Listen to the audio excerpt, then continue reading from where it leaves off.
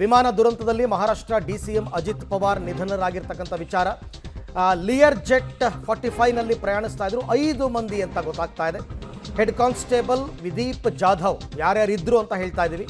ವಿಮಾನದ ಸಿಬ್ಬಂದಿ ಪಿಂಕಿ ಮಾಲಿ ಮತ್ತು pilot Sumit Kapoor, second pilot co pilot Shambhavi Pathak ಇವರೆಲ್ಲರೂ ಕೂಡ ವಿಧಿವಶರಾಗಿದ್ದಾರೆ ಅಂತ ಗೊತ್ತಾಗಿರ್ತಕ್ಕಂಥದ್ದು. ಸಾಮಾನ್ಯ ವಿಮಾನ ದುರಂತಗಳಲ್ಲಿ ಬದುಕುಳಿಯುವ ಸಾಧ್ಯತೆ ತುಂಬ ಕಡಿಮೆ. 5 ಜನ ಟ್ರಾವೆಲ್ ಮಾಡ್ತಾ ಇದ್ರು. ಅದೊಂದು ಚಿಕ್ಕ ವಿಮಾನ. ಸೊ ಅವರು ಆ್ಯಕ್ಚುಲಿ ಚುನಾವಣಾ ಪ್ರಚಾರಕ್ಕೆ ಅಂತ ಪುಣೆಗೆ ಹೋಗಬೇಕಾಗಿತ್ತು.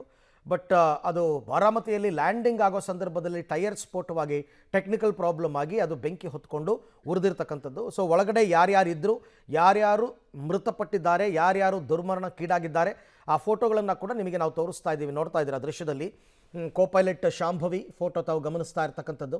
ಅಜಿತ್ ಪವಾರ್ ಅವರ ಜೊತೆ ಯಾರ್ಯಾರು ಟ್ರಾವೆಲ್ ಮಾಡ್ತಾ ಇದ್ರು ಅಂತಕ್ಕಂಥದ್ದು. ಮತ್ತು ಪಿಂಕಿ ಮಾಲಿ ಅಂತಂದ್ಬಿಟ್ಟು ಏರ್ಪೋರ್ಟ್ನ ಸಿಬ್ಬಂದಿಯೊಬ್ಬರು ಇದ್ದರು, ವಿಮಾನದ ಸಿಬ್ಬಂದಿ ಅಂತಕ್ಕಂಥದ್ದು ಗೊತ್ತಾಗಿದೆ.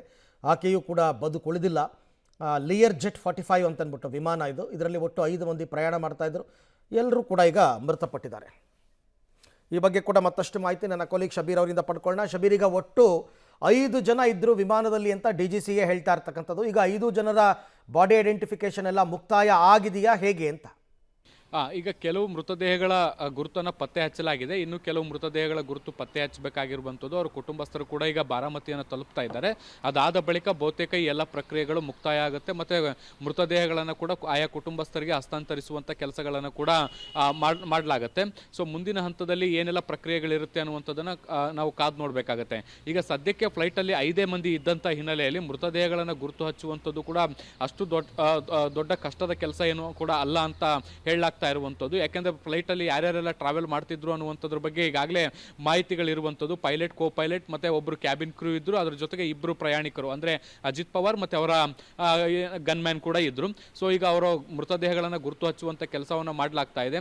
ಅಜಿತ್ ಪವಾರ್ ಮೃತದೇಹದ ಗುರುತು ಈಗಾಗಲೇ ಪತ್ತೆ ಆಗಿರುವಂಥದ್ದು ಮತ್ತು ಅವರ ಗನ್ಮ್ಯಾನ್ ಮೃತದೇಹದ ಗುರುತು ಕೂಡ ಈಗಾಗಲೇ ಪತ್ತೆ ಆಗಿರುವಂಥದ್ದು. ಈಗ ಉಳಿದ ಮೃತದೇಹಗಳನ್ನು ಕೂಡ ಗುರುತು ಪತ್ತೆ ಹಚ್ಚುವಂಥ ಕೆಲಸಗಳು ಕೂಡ ನಡೀತಾ ಇದ್ದಾವೆ. ಸೊ ಈ ಎಲ್ಲ ಪ್ರಕ್ರಿಯೆಗಳ ಬಳಿಕ ಬಹುತೇಕ ಬಾಡಿಗಳನ್ನು ಅವರ ಕುಟುಂಬಸ್ಥರಿಗೆ ಹಸ್ತಾಂತರ ಮಾಡುವಂಥ ಸಾಧ್ಯತೆಗಳಿದ್ದಾವೆ.